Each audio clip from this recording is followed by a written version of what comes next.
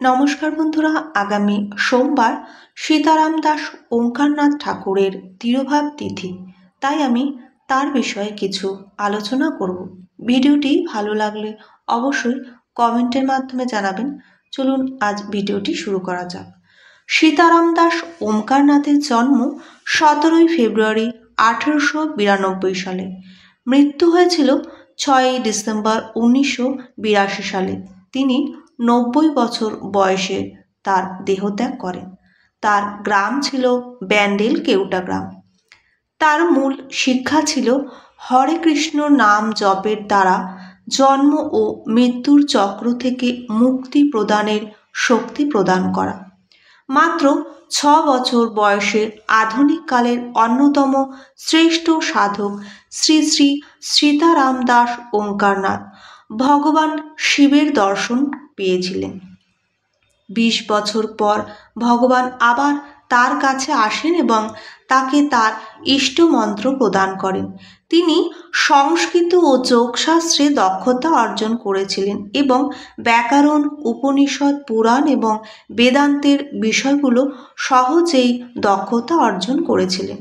40-এর দশকে তিনি আনুষ্ঠানিকভাবে ত্যাগ স্বীকার করেন এবং সীতারাম দাস ওঙ্কারনাথ নাম ধারণ করেন।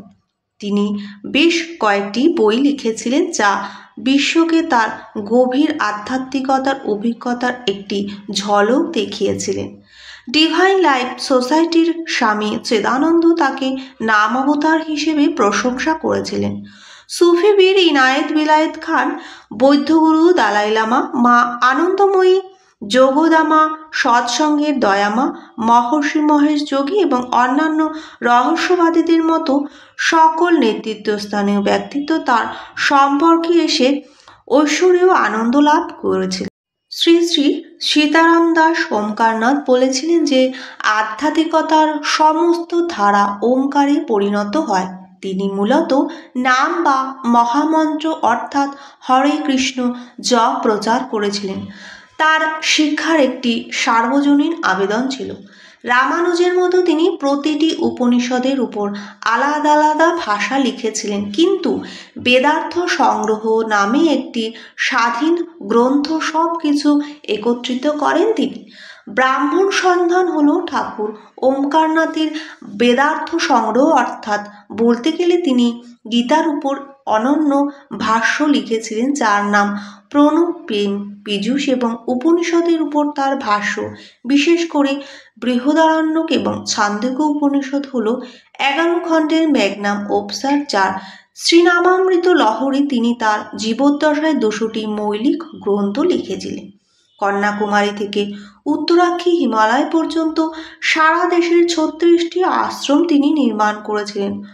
লক্ষ লক্ষ অনুসারীদের তিনি দীক্ষা দিয়েছিলেন এবং তার নশ্বর অস্তিত্বের 90 বছর ধরে অক্লান্তভাবে তিনি সনাতনের ধারা প্রচার করেছিলেন।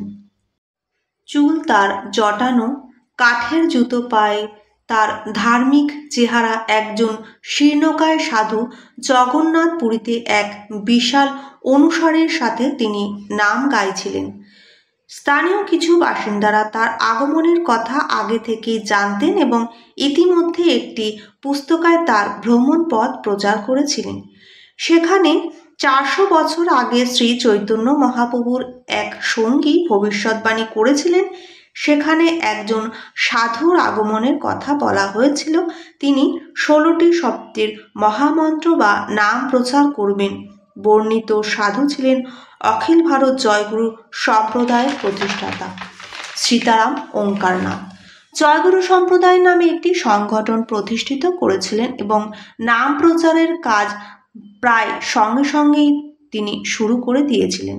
দরিদ্রের মধ্যে খাদ্য এবং বস্ত্র বিতরণ করতেন, বিনামূল্যে স্কুল স্থাপন করেছিলেন, মন্দির নির্মাণ ও সংস্কারও করেছিলেন এবং ব্যাপকভাবে রাম নাম লেখার কাজ শুরু করেছিলেন। হবু সাধকদের দীক্ষা দিতেন। পরবর্তী 45 বছর ধরে এই কাজ দেশের বিভিন্ন প্রান্তে চলতে থাকে। দেশের অনেক জায়গায় আশ্রম ও মঠ প্রতিষ্ঠিত হয়েছিল, যার মধ্যে রয়েছে কলকাতার মহামিলন মঠ এবং উত্তরকাশী, ওঙ্কারের ঋষিকেশ, বৃন্দাবন, পুষ্কর ইত্যাদি স্থানে। নাম কীর্তন এবং বৈদিক বক্তৃতার জন্য সংঘ তিনি চালু করেছিলেন। এই সম্প্রদায়ের উদ্দেশ্য ও লক্ষ্যকে এগিয়ে নিয়ে যাওয়ার জন্য ইংরেজি ও বাংলা ভাষায় অনেক পত্রিকাও তিনি চালু করেছিলেন। তার প্রভাবে বিভিন্ন তীর্থস্থানে মহামন্ত্র বা নাম গাওয়ার জনপ্রিয় হয়ে উঠেছিল। তার রচিত অভয়বাণী সারা দেশে দাবানলের মতো ছড়িয়ে পড়েছিল। 1971 সালে ভারত পাকিস্তানের যুদ্ধের সময়, যা বর্তমানে বাংলাদেশ, তা স্বাধীনতার জন্য লড়াই করে। সৈন্যরা প্রচুর পরিমাণে গান গাইত। সীতারাম দাস ওঙ্কারনাথকে সেই যুদ্ধের প্রকৃত সেনাপতি হিসেবে বর্ণনা করা হয়েছে, যা ভারত জয় করেছে। সেই সময় প্রবীণ রাষ্ট্রনায়ক লাল বাহাদুর শাস্ত্রী, ইন্দিরা গান্ধী, অটল বিহারী বাজপেয়ী, গুলজারিলাল নন্দ ও অন্যান্যরা তার আশীর্বাদ নিয়েছিলেন। বিভিন্ন হিন্দু এবং অহিন্দু সম্প্রদায়ের ধর্মীয়রা গুরুকে তার সাধু হিসেবেই বেশি স্বীকার করতে পেরেছিলেন, দেবত্বের অবতার হিসেবে। তিনি কোনো অলৌকিক শক্তি প্রদর্শন করেননি। তিনি সকলকে ভগবান এবং তার নামের আশ্রয় নেওয়ার পরামর্শ দিতেন। তবু সেই সময়ের সমস্ত নেতৃত্ব, স্থানীয় ব্যক্তিত্ব তার সংস্পর্শে একটি ঐশ্বরিক আনন্দ অনুভব করত। তিনি এই ব্যক্তিদের মধ্যে ছিলেন সুফি পীর ইনায়েত বিলায়েত খান, বৌদ্ধ দালাই লামা, মা আনন্দময়ী যোগতা সৎসঙ্গের দয়ামাত নেপালি বাবা, মহর্ষি মহেশ যোগী এবং অন্যান্য রহস্যবাদী। তিনি নিম্নবর্ণের ব্যক্তিদের নাম দীক্ষিত করেছিলেন এবং তাদের তার ধর্মগ্রহণও করতে বলেছিলেন। তার ভক্তদের মধ্যে ছিলেন মার্কিন যুক্তরাষ্ট্র, কানাডা, হল্যান্ড এবং ফ্রান্সের বিদেশিরাও। তিনি তাদের বিভিন্ন সাংস্কৃতিক পরিবেশ সম্পর্কেও সর্বাধিক বোধগম্যতা দেখিয়েছিলেন।